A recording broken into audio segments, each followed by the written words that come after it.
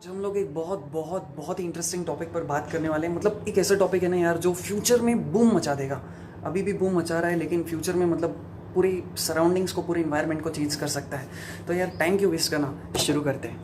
Bugging me, stop fussing me, stop fighting me, stop killing me. It's my life. It's my life. It's my life. It's my life. सभी लोगों को lockdown 4 की बहुत बहुत बधाइयाँ। खैर यार, हर एक चीज़ के अपने प्रो एंड कॉन्स होते हैं, ठीक है। तो इस लॉकडाउन में मेरे लिए क्या प्रो रहे कि यार मुझे अपना एक अलग डायमेंशन, या फिर कहो मुझे एक अपना अलग साइड देखने को मिला। मुझे टेक्नोलॉजी में क्वाइट इंटरेस्ट बढ़ने लगा है मेरा इस लॉकडाउन में, क्योंकि मैंने क्या देखा कि यार मेरा जो फील्ड है वो है बैचलर इन फिजिकल एजुकेशन, जिसे हम शॉर्ट में बीपी कहते हैं। मुझे पता है कि बहुत सारे लोगों को ये बात तो नहीं पता होगी। तो मैंने देखा कि यार टेक्नोलॉजी बहुत ज़्यादा आगे बढ़ गई है। मुझे बहुत सारी फील्ड मेरे दोस्तों ने बताया, मैंने थोड़ा इंटरनेट पे सर्च किया तो देखा यार आर्टिफिशियल इंटेलिजेंस नाम की कोई चीज़ है। बस मुझे पता था कि यार आर्टिफिशियल इंटेलिजेंस कुछ होता है। मशीन लर्निंग के बारे में मुझे पता चला, मुझे साइबर सिक्योरिटी, ये जो आने वाले टाइम की टेक्नोलॉजीज़ हैं इनके बारे में पता चला।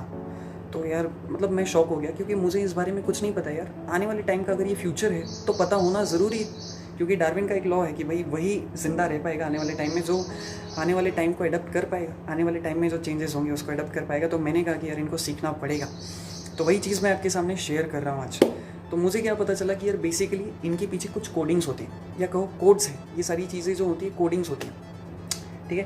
तो बेसिकली अब मैं आपके साथ शेयर कर रहा हूँ कि कोड क्या होता है, कोडर कौन होता है, और अगर आप कोडर नहीं भी बनना चाहते हैं तो आप इन चीज़ों को यूज़ करके आप कैसे अपने काम को और ज़्यादा इफेक्टिव और प्रोडक्टिव बना सकते हैं, ठीक है। तो यार कोडिंग्स क्या होती है कि एक स्पेसिफिक सेट ऑफ रूल्स होता है, या कहो कि बंच ऑफ इंस्ट्रक्शन होता है, जो कि एक स्पेसिफिक लैंग्वेज में लिखा जाता है to communicate with the machine.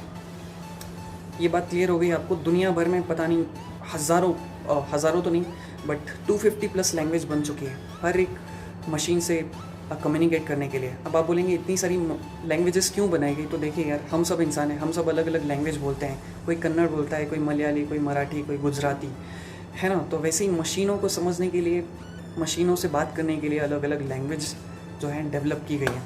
तो जैसा कि मैंने आपको पहले बताया था कि 250+ लैंग्वेजेस होती हैं, लेकिन कंप्यूटर को सिर्फ एक ही भाषा समझ में आती है, वो है बाइनरी लैंग्वेज, यानी कि 0 और 1 की भाषा। लेकिन हम मनुष्य के लिए, इवन अगर कोई बहुत बड़ा कोडर भी हो ना, तो उसके लिए ये लैंग्वेज, बाइनरी लैंग्वेज समझना बहुत मुश्किल है। उस बाइनरी लैंग्वेज को समझ के कोडिंग्स करना बहुत मुश्किल होता है। इसलिए तरह तरह की लैंग्वेजेस बनाई गई है। अब ये कोडर्स क्या करते हैं, अलग अलग तरीके से लैंग्वेज लिखते हैं, प्रोग्राम तैयार करते हैं, और फाइनली वो जो लैंग्वेज होती है वो बाइनरी लैंग्वेज में कन्वर्ट हो जाती है, या उसे कन्वर्ट किया जाता है। एंड फाइनली फिर हमारे सामने एक सॉफ्टवेयर कहो, या एक ऐप कहो, या कोई पेज कंप्यूटर पर सामने आता है। अब एक चीज़ यहाँ पे समझनी होगी कि यार कंप्यूटर यानी क्या। कंप्यूटर का मतलब सिर्फ वो नहीं है जो हम स्क्रीन देखते हैं लैपटॉप की या हमारे कंप्यूटर की। कंप्यूटर यानी हर वो चीज़ जिसका एक स्पेसिफिक एड्रेस है, जो कि इंटरनेट से जुड़ी हुई है, उसे कंप्यूटर कहा गया है।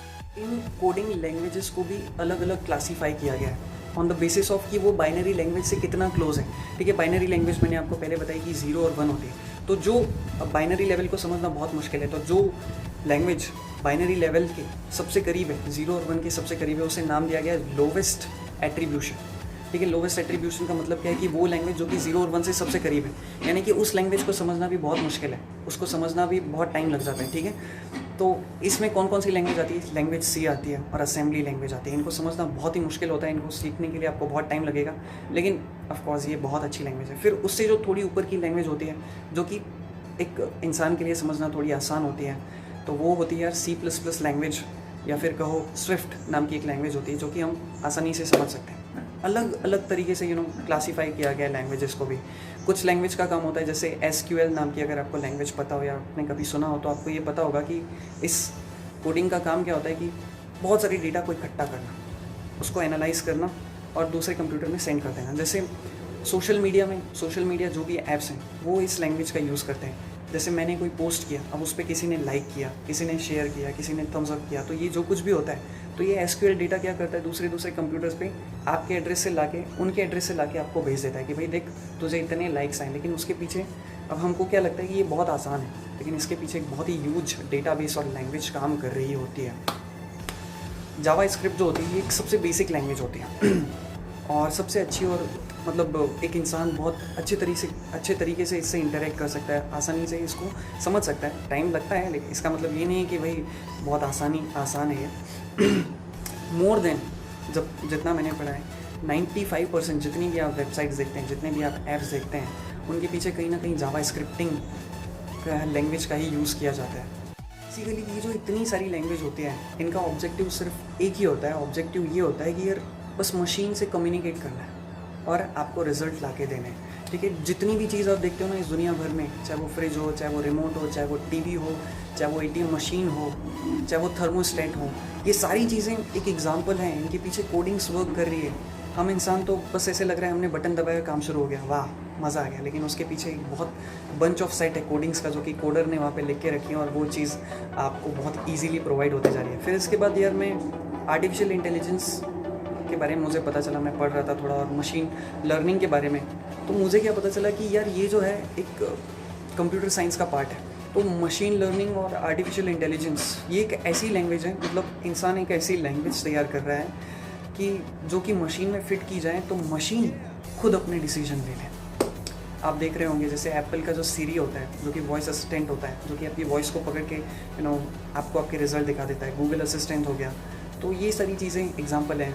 अमेज़ॉन का एलेक्सा हो गया, तो ये एक बहुत ही अच्छा एग्जांपल है। मैं थोड़ा फिर भी ब्रॉडली एक्सप्लेन करूँ तो मशीन लर्निंग क्या है, यानी कि जो पैटर्न को समझता है कि यार मशीन लर्निंग एक ऐसी लैंग्वेज है जो आपके पैटर्न को समझती है कि यार मुझ पर इस तरीके से मुझे यूज़ किया जा रहा है, मेरा ऐसा मुझे यूज़ किया जा रहा है, तो वो उस पैटर्न को समझ लेते हैं। ये मशीन लर्निंग। अब आर्टिफिशियल इंटेलिजेंस क्या है, वो डिसीजन लेता है। तो मशीन लर्निंग ने जो भी पैटर्न समझा है वो आर्टिफिशियल इंटेलिजेंस को सेंड करता है कि देख मुझे इस तरीके से यूज़ किया गया है, अब तू अपना डिसीजन दे कि मुझे किस तरीके से काम करना है।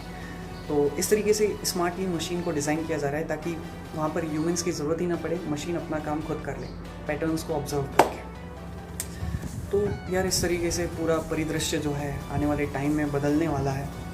बहुत शॉर्ट में मैं आपको बता रहा हूँ, मैंने बहुत डिटेल में पढ़ा, हो सकता है बहुत सारी चीज़ें मैं आपको नहीं भी बता पा रहा हूँ। बट हाँ, फाइनली एक चीज़ मैं और कहना चाहूँगा कि जो लोग कोडिंग नहीं भी सीखे हैं या जिनकी इच्छा नहीं भी है करने की, लेकिन वो भी इससे बेनिफिट हो सकते हैं। जैसे अगर आप एक डिज़ाइनर हैं, आप एक आर्किटेक्ट हैं, तो आपको बहुत सारे एक्सपीरियंस मिल सकते हैं, बहुत सारी नई नई चीज़ें, क्रिएटिव चीज़ें देखने को मिल सकती हैं। आपको समझ में आ सकता है कि यार भविष्य में किस तरीके से आप और ज़्यादा अच्छे डिज़ाइंस बना सकते हैं। अगर आप जर्नलिस्ट हैं, अगर आप एक स्टूडेंट हैं जो रिसर्च पेपर तैयार कर रहे हैं, तो आप उस कोडिंग मशीन का या कोडिंग लैंग्वेज का अगर आपको हल्का फुल्का नॉलेज हो ना, तो आप बहुत सारी जगहों से इंफॉर्मेशन इकट्ठा कर सकते हैं और अपना अच्छा खासा एब्स्ट्रैक्ट रिसर्च पेपर या अपनी जो भी आप लेखन का कार्य कर रहे हैं वो आप बहुत अच्छे से कर सकते हैं। So this is it for this video यार। मतलब आगे भी मैं आपको बताते जाऊँगा जो भी चीज़ मेरी लाइफ में चल रही है। फ़िलहाल तो यही चल रहा है कि मैं थोड़ा कोडिंग्स को समझने की कोशिश कर रहा हूँ। तो ये जो चीज़ मैंने आपको बताई, ये सिर्फ एक हल्का सा बेसिक्स है कोडिंग का, बहुत बड़ा फील्ड है। आप भी जाकर सर्च करो अगर आपका इंटरेस्ट हो तो। Thank you so much for watching this video. आपको पता है अगर आपको पसंद आया वीडियो तो क्या करना है, and thank you so much for watching this video.